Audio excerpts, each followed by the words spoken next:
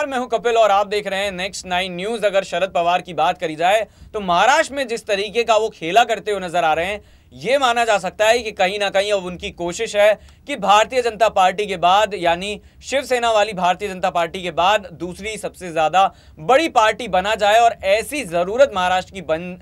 जाए उसके बिना राजनीति का कहीं ना कहीं जो सूरज है वो भी ना होगे। फिलहाल अगर बात करी जाए तो जिस तरीके से शरद पवार ने कहा है कि भारतीय जनता पार्टी जो है वो तमाम मुद्दों के परे जिन चीजों को प्राथमिकता दे रही है, उससे कहीं ना कहीं ये जग जाहिर होता है कि बीजेपी का डर ज्यादा है और उसे जब डर सताता है तब बीजेपी इस तरह की राजनीति करती हुई नजर आती है। यानी कि साफ तौर पर शरद पवार ने जो कहा था पहले कि मैं जो शिवसेना वाला पूरा मामला है उस पर अपनी राय प्रतिक्रिया नहीं रखूंगा, मैं इस पचड़े से दूर रहना चाहता हूं, और उसके बाद उन्होंने मोदी सरकार पर निशाना साधा था। उन्होंने कहा था कि भाजपा ये भूल गई है कि शायद उसका सत्ता से कभी खात्मा नहीं होगा, और अब जिस तरीके से उन्होंने एक बार फिर निशाना साधा, ये माना जा सकता है कि जो उपचुनाव होने वाले हैं 2 विधानसभा सीटों पर, उससे पहले कहीं ना कहीं सियासी राजनीति गर्माती हुई नजर आ सकती है। क्या कुछ उन्होंने कहा है और आपको बात कर लेते हैं। भारतीय जनता पार्टी जब जीत को लेकर आश्वस्त नहीं होती तब वो राजनीतिक विदर्श को सांप्रदायिक रंग देने लगती है,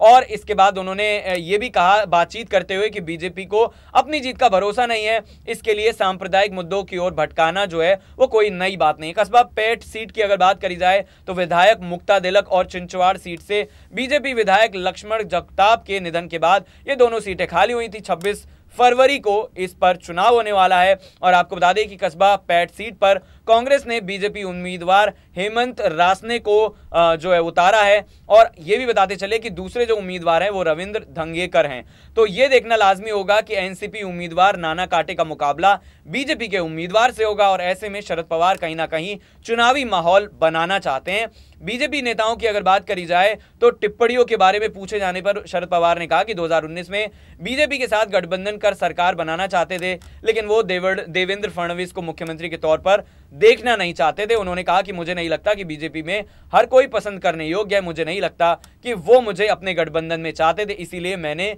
जो है वो कहीं ना कहीं नहीं जाने का फैसला किया था। विधानसभा सीटों की बात करी जाए तो 2 मार्च को उपचुनाव का रिजल्ट आएगा, ऐसे में यह देखना होगा कि इस पर किस पार्टी को जीत हासिल होती है। तमाम ऐसे सवाल हैं जो महाराष्ट्र के अंदर ढूंढे जा रहे हैं। सवाल जो है वो कहीं ना कहीं 2 मार्च को मिल जाएगा। फिलहाल हमारी खास पेशकश में इतना ही।